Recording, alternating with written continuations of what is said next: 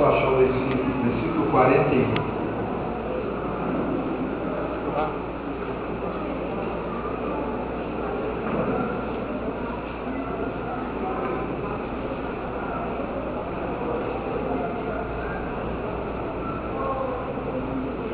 Glória a Deus. Quantos se encontraram? Amém. Glória a Deus. 41 diz o seguinte: as crianças, irmãos, antes da leitura, me perdoe, vou liberar as crianças. Glória a Deus. As crianças, vem aqui na frente. Semana agora? Amanhã? Eu tenho que dar o dinheiro. Sabe que Entendi. Pode vir. Vem, Levi. Vem. Puxa a fila. Tudo bom, Lucas?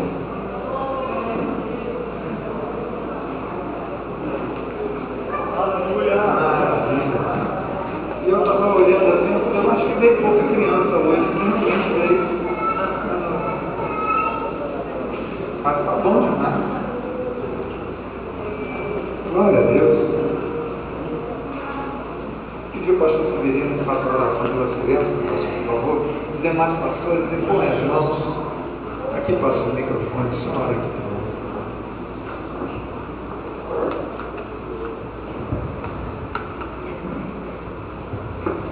Glória a Deus. Aleluia. Querido Deus, bendito Pai, Senhor do céu e da terra, estas crianças são tuas, Senhor. Toma elas em tuas mãos, abençoa elas, abençoa o seu futuro, opera maravilhosamente nas suas vidas, dando saúde, fazendo-as crescer na tua paz, com saúde e com vigor. Abençoa cada pai, que tome conta delas, conforme manda a tua palavra, Senhor. Abençoa no nome de Jesus, dando a tua graça para o teu louvor. Amém. Glória a Deus. Glória a Deus. Glória a Jesus. Alô, isso mesmo? Achava que minha voz estava mais bonita. Ah, melhorou. Mexe aí, Flávio. Ok. Vocês já encontraram o versículo? Amém? Então vamos ler. Uma é a glória do sol, outra é a glória da lua, e outra a glória das estrelas. Porque uma estrela difere de glória de outra estrela. Vou ler de novo. Uma é a glória do sol, outra é a glória da lua, e outra a glória das estrelas. Porque uma estrela difere em glória de outra estrela. Podemos assentar, por favor. Amados irmãos, hoje nós teríamos aqui o pastor Sérgio Melo pregando de São Paulo. Nós não, infelizmente não conseguimos contato com ele, não sei o que aconteceu. Estava voltando uma viagem de fora do Brasil, e depois nós não conseguimos mais contato. A última vez que eu falei com ele, não foi nem com ele, foi com a família. Ele ficou mais de um mês fora do Brasil e ele não pôde vir, não pôde estar. Mas não tem problema, né? O pastor Sérgio, nosso amigo, e um dia desses aí ele vai aparecer, não tem problema não. O importante é que Jesus está aqui, né? Jesus não deixou de vir de jeito nenhum. Se Jesus não estivesse aqui, eu acho que você também não estaria, nem eu. Né? Nem eu queria estar no lugar onde Cristo não estivesse. Glória a Jesus. Amém. Eu vou deixar os avisos para o final, mas eu gostaria de enfatizar, no final vai ser falado também.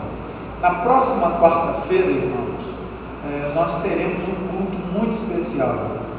Nós vamos receber um missionário da Guiné-Bissau. E esse irmão, ele tem um trabalho em várias aldeias. Ontem, nós assistimos ele numa reunião da convenção. Ele falou para os pastores da convenção, mostrou alguns slides. O irmão tem uma estratégia muito interessante, com colégios com mais de 200 crianças. E ele trabalha lá na Guiné-Bissau. O sustento dele vai todo da Assembleia de Deus do Rio Grande do Sul, do pastor Ubiratã Jovem. Ou seja, da convenção do Rio Grande do Sul que sustenta ele, mas ele tem treinado obreiros autóctones.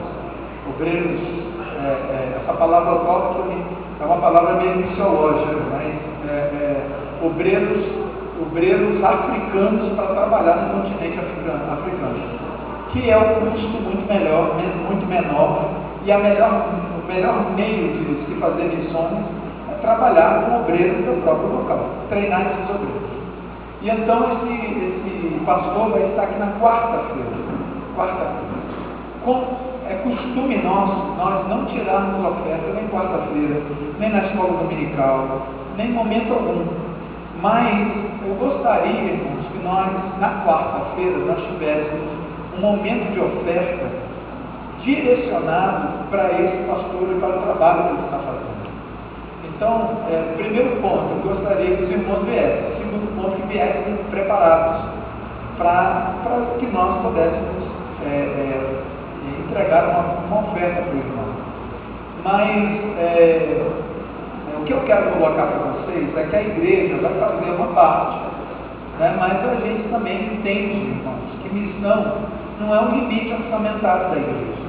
De repente alguém aqui na quarta-feira pode ser tocado por Jesus e dar uma oferta muito maior. A gente tira a primeira oferta do mês para missões. A primeira oferta do mês nós tiramos para missões, todo mês. Aquela oferta, ela não chega nem na metade daquilo que a gente entrega de missões como orçamento de igreja. Mas por que então faz isso, nossa? Por que não pega a oferta e bota dentro do caixa da igreja? Por quê? Porque um dia Deus pode tocar no coração de alguém e alguém dá uma oferta grande para missões e aquela oferta vai para missões. Entendeu? Então é uma oportunidade que a igreja abre do Senhor falar no coração de alguém, dá uma oferta além daquilo que ela normalmente oferta. Então, me perdoe falar tanto de oferta, mas aqui isso move muito o meu coração, principalmente quando se fala de campo missionário. E essa semana eu recebi, talvez os irmãos receberam também, porque depois eu pedi para Beatriz repassar, então alguns irmãos também receberam. Nós vamos, inclusive, dar um limpo ali no cadastro de membros e com os e-mails. A gente vai dar uma olhada de quem está faltando, vamos incluir, vamos tentar fazer isso essa semana. Eu tenho certeza que alguns irmãos não estão recebendo as comunicações da igreja, mas a Graziane, ela passou um e-mail com muitas vitórias lá de Portugal. Ela batizou 3 ou 4 pessoas, dentre elas uma francesa que é casada com um português e mora em Portugal. Em 3 meses de trabalho, ela tem trabalhado muito em Portugal, e todos sabem que a estratégia dela não é ficar em Portugal. Portugal é simplesmente um caminho para ela ser cidadã europeia, para realmente ir para a República Tcheca, onde é o lugar que ela pretende estar evangelizando. É o campo-alvo dela, mas todo campo-alvo tem um campo intermediário. Isso é comum no trabalho de missões. Ninguém vai direto no campo-alvo, isso é muito difícil. A pessoa fala, eu tenho uma chamada para tal lugar e ir direto para esse lugar. Mas eu vou explicar, nós vamos explicar no texto. Nós vamos falar mais de missões no mês que vem. Mês que vem é nosso mês de missões. E então eu gostaria, irmãos, que na quarta nós dessemos atenção àquilo que o irmão tem a falar.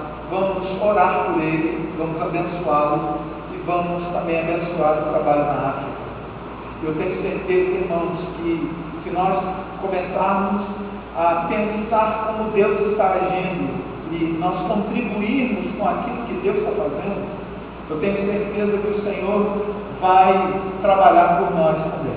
Amém. Eu não tenho dúvida disso. A gente contribui com a obra que Deus está fazendo. É interessante que às vezes a gente pede o contrário. Jesus abençoa aquilo que eu estou fazendo, mas nem sempre aquilo que a gente está fazendo é aquilo que Deus está fazendo. Isso é um mistério aí no meio. Então a gente precisa urgentemente começar a trabalhar com aquilo que Deus quer fazer. Deus quer fazer. E às vezes a gente não contribui com Ele, a gente não entra no projeto dele. A gente quer que Ele abençoe o nosso projeto. Irmãos, essa igreja aqui não tem projeto. Nosso projeto é abençoar aquilo que Deus está projetando para nós. Em nome de Cristo Jesus, que seja assim. Que seja assim. A gente vai ter um mero coadjuvante, já falei aqui, já é a 4ª vez que eu faço isso, que eu falo isso. A gente é um mero coadjuvante daquilo do filme que Deus está filmando. Ele é o ator principal, ele é o diretor do filme, ele é o roteirista, ele é tudo. E a gente simplesmente aparece de vez em quando assim no cantinho da tela, porque ele está precisando de um coadjuvante. E a gente aparece de vez em quando. Mas o dono da obra é ele, continua sendo ele, e será assim até a vinda dele. Porque depois que cessar a obra dele também, a gente não quer ficar aqui mais. Não é verdade? Amém. Então esse anúncio eu gostaria, vai ser anunciado de novo, mas eu gostaria que você desse uma atenção especial, muito especial para esse momento. Merece até ser lido o texto de novo, né? Porque alguns esqueceram do que nós lemos. Vou ler de novo. Uma é a glória do sol, outra é a glória da lua, outra a glória das estrelas, porque uma estrela difere em glória de outra estrela. Irmãos amados, nós estamos num contexto de ressurreição. 1 Coríntios capítulo 15 fala de ressurreição, da possibilidade de ressurreição. Paulo, até a altura do versículo, vem falando de ressurreição até o 19, que ele termina dizendo aquele texto maravilhoso, para nós que esperamos em Cristo somente nessa vida, somos mais miseráveis dos homens.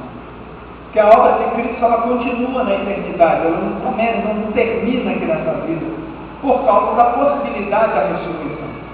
E depois de defender essa tese teológica, porque havia homens que não acreditavam, eram extremamente materialistas, que acreditam, até hoje tem homens assim, que acreditam que a morte é o fim de todas as coisas.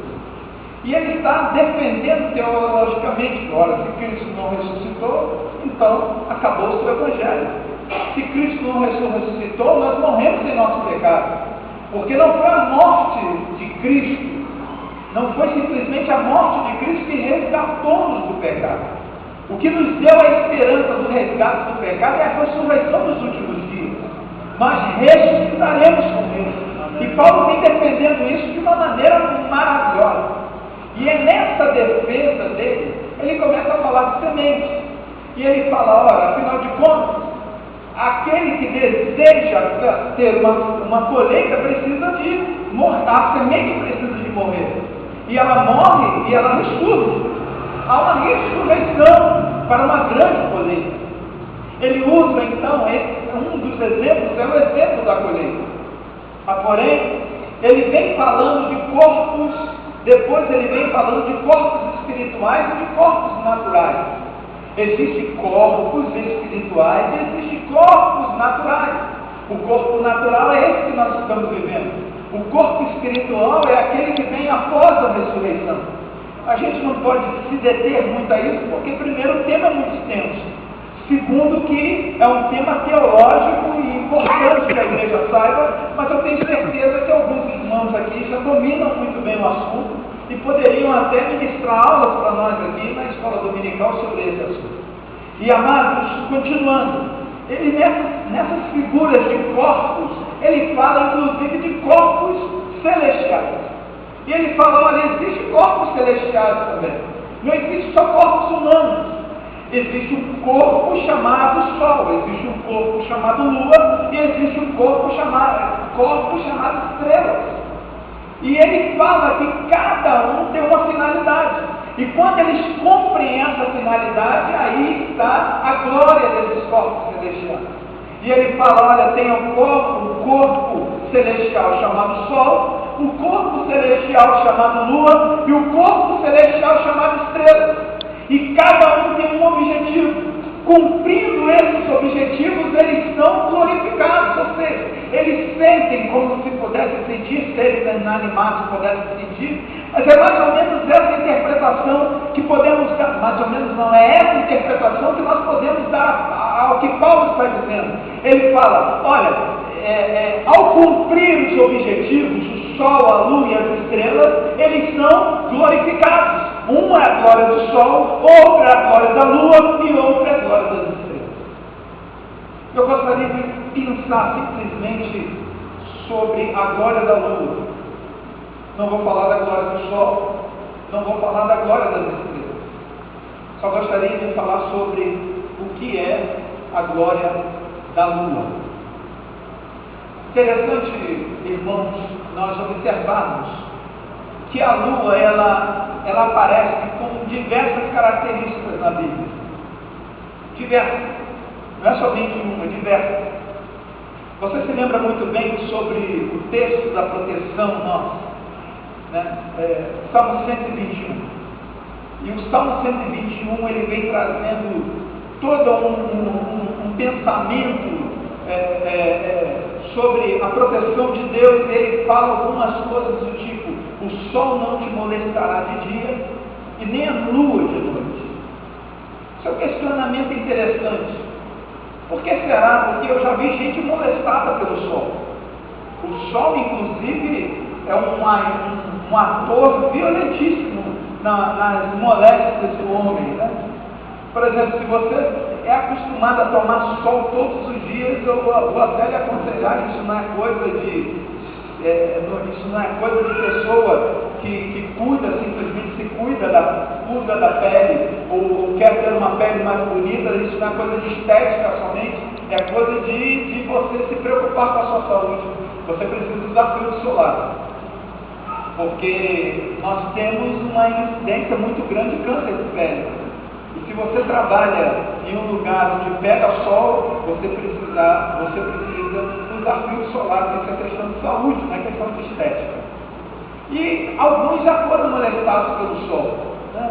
Eu fico imaginando, às vezes, meninos novos que casam na igreja e que casam da maneira como que devem se casar, e a lua de mel é lá no Nordeste. Eu falo: rapaz, não faz uma besteira dessa.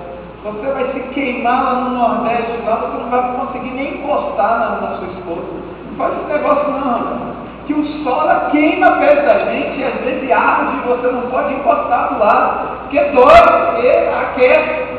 Agora, se você fala de glória de sol, e sol, o comprimento do sol, ou melhor, o sol não te molestará de dia, é uma coisa interessante. Agora, o sol, a lua não te molestar. Alguém já foi molestado pela lua?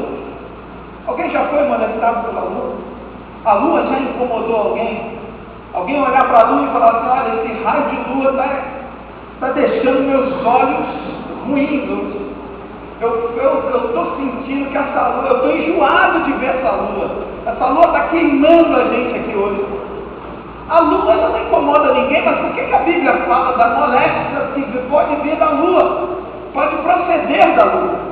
A resposta, irmãos, está na criação.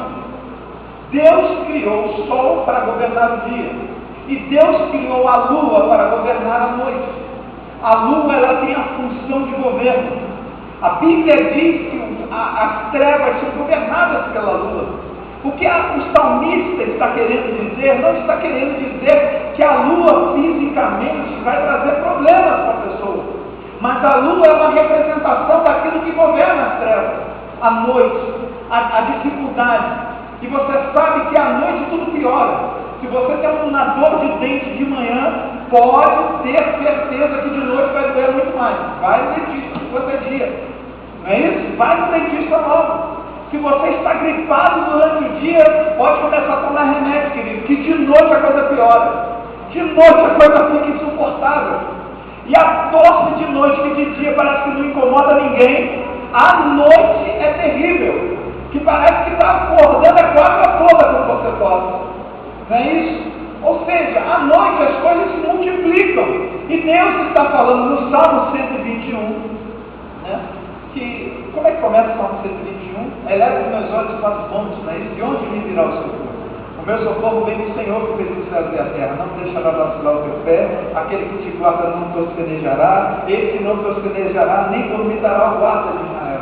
O Senhor é quem te guarda, o Senhor está à tua sombra, à tua direita. Aí vem o versículo, se eu não me engano, 6. O sol não te molestará de dia, nem a noite de noite. Agora eu lembrei, eu estava aqui feito bobo, aqui tentando lembrar, não consigo. Mas tá bom, a memória falhou um pouquinho só. Mas, amados irmãos, se você observa a lua, então ela tem essa tendência de ser um símbolo do governo das coisas da noite. Mas afinal de contas, pastor, o que seria essa glória da lua? Para você saber o que é a glória da lua, ou o cumprimento do objetivo dela, a gente tem que saber algumas coisas sobre a lua, sobre o sol e sobre as estrelas.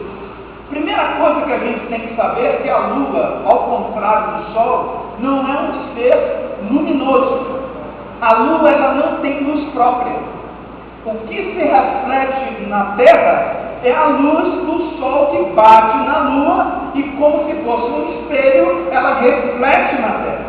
E você percebe em alguns momentos, irmãos, que o Sol ou a Terra, ela esconde a Lua, que é a chamada eclipse. Em alguns tempos, nós temos a Terra, a sombra da Terra, por causa do Sol, apagando um pedaço da Lua. Isso é a maior prova que a Lua não tem luz própria. A Lua, ela depende da luz do Sol para poder brilhar. Irmãos, isso tem um significado maravilhoso, porque a Lua, ela é demonstrada com a Bíblia Sagrada em alguns momentos da nossa vida. A nossa vida passa pelas mesmas fases da Lua. Às vezes nós somos renovados, é uma Lua nova. Às vezes nós estamos em crescimento, é uma Lua crescente. Às vezes nós estamos minguando, isso é normal. Passar isso pela vida é normal. O problema é quando a fase lunar demora muito. Quando demora muito, aí é difícil. Você ficar minguando durante 20 anos, você pode ter certeza que é uma luta sobrecomum, uma luta fora do comum, uma luta que vai além das nossas capacidades de luta. Mas, querido, voltando então, a Lua não é um ser luminoso. As estrelas são seres luminosos. Elas têm luz própria. E, irmãos, dentro de toda a figura bíblica, o Sol representa Jesus Cristo. O Sol representa a Jesus, o Sol da justiça. A estrela a estrela do amanhecer, aquela que diz, olha, o dia está nascendo. Essa estrela da manhã, né, que é citada em Apocalipse, isso tudo representa Jesus, porque Jesus tem luz própria. Jesus é a fonte da luz, porém a lua não tem fonte de luz. A glória da lua é refletir a luz do sol. A glória da igreja é refletir a luz de Cristo. A glória da sua vida é refletir a luz de Cristo. Quando nós refletimos a Cristo, nós estamos sendo glorificados. A glória das estrelas é brilhar. Como assim, pastor? Brilhar. Eu acho maravilhoso, irmãos, a capacidade que nós temos, ou melhor, que a gente imagina que a gente é o centro do universo. Eu vou assim dar uma imaginada aqui. Essa semana foi uma semana muito assim acirrada para essa igreja. Nós tivemos uma campanha de oração aqui, em especial pela vida do irmão Marcos. Ele ia fazer uma cirurgia e nós oramos por ele. Graças a Deus o resultado foi os melhores. O médico que talvez tivesse que fazer uma ou mais intervenções cirúrgicas, ele se surpreendeu com aquilo. E ele disse antes para a família, falou, olha, pode rezar, porque isso aqui é um milagre de Deus. É só um milagre de Deus. E graças a Deus, irmãos, o Senhor foi benevolente para conosco. O Senhor abençoou a cirurgia. O Senhor abençoou tudo que aconteceu. E nós fizemos um jejum, convocamos a igreja, vários irmãos jejuaram. Estivemos aqui 7 da manhã orando pela vida do irmão, especificamente por ele. E o Senhor ouviu as nossas orações. E aí veio uma grande preocupação entre mim e o pastor Daniel. Que as pessoas poderiam olhar e falar assim, olha, eu também posso estar no centro dessa tensão. Afinal de contas, eu estou com uma dor de cabeça fora do comum. Será que não pode fazer uma campanha de oração só por mim? Por quê? Porque a gente acha que a gente é o centro do universo, irmão. Me perdoe se alguém, eu tenho certeza que ninguém aqui pensou isso. Mas eu gostaria que nós pensássemos sobre isso. Será que a nossa luta, ela é tão grande assim que todos têm que prestar atenção em nós? E por isso que eu gosto dessa criação divina.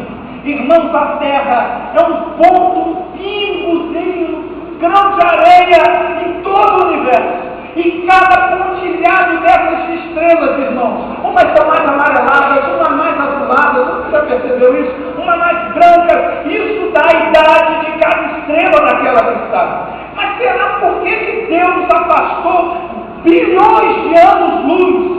Uma estrela longe de nós.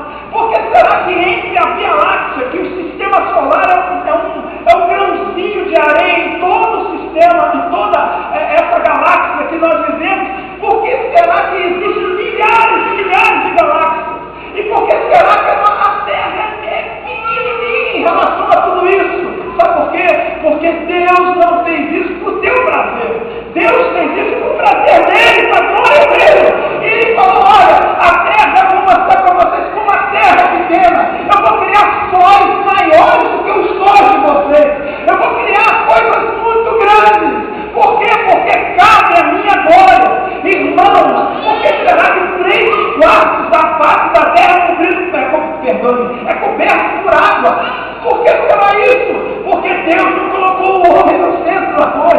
Deus coroou a criação como homem, colocou nele o seu espírito, soprou nas suas narinas, colocou a sua identidade sobre ele, colocou ética, colocou moral, colocou uma série de coisas por cima do homem.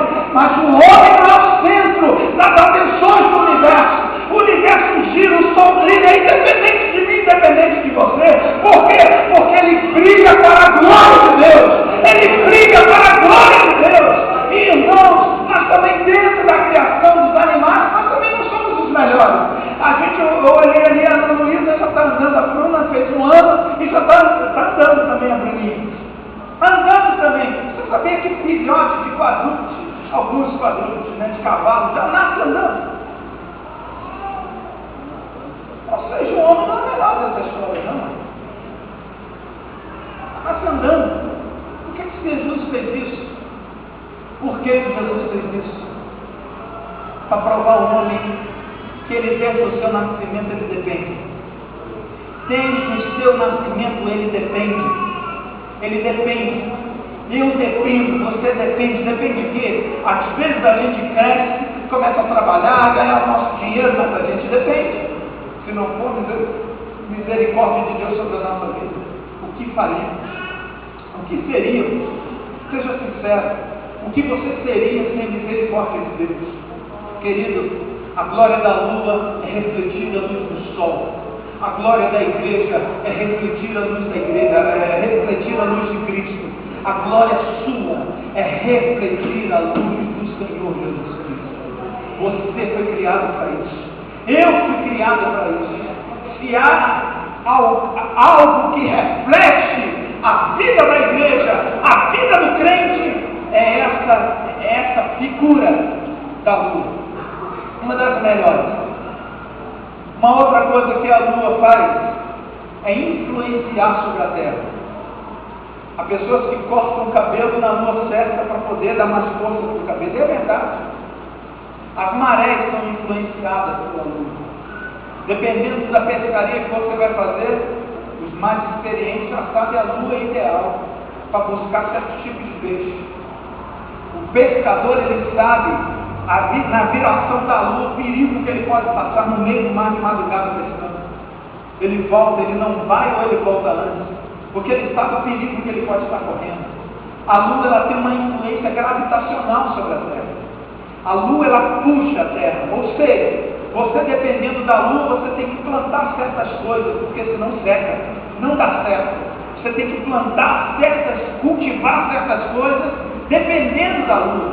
Irmãos, e a igreja, ela faz a mesma influência sobre a terra. A influência que a lua ela influencia até mesmo o nascimento de crianças. Se você for num médico obstetra que for muito assim, experimentado já, ele faz as contas direitinho e fala: olha, é provável um dia isso aqui por causa da lua. É bem provável que ele antecipe um pouco, porque ele levar um pouquinho para frente, porque a lua aqui vai estar propícia para o nascimento de bebê, por causa da força gravitacional. Eu não sei fazer essas contas, nem me pergunte no final do curso, porque eu não sei fazer conta desse tipo, certo? Só médico e médico experiente que sabe falar isso. Mas há uma influência. Irmãos, a igreja passa pela mesma coisa. Eu preciso influenciar a terra. Eu preciso atrair as coisas da terra. Eu preciso melhorar o plantio dessa terra. Eu preciso melhorar a cultura da terra. Eu preciso melhorar. A igreja precisa fazer isso. Igreja que não influencia não é igreja que reflete a luz de Deus. Igreja que não tem influência não é igreja que reflete a obra do Senhor.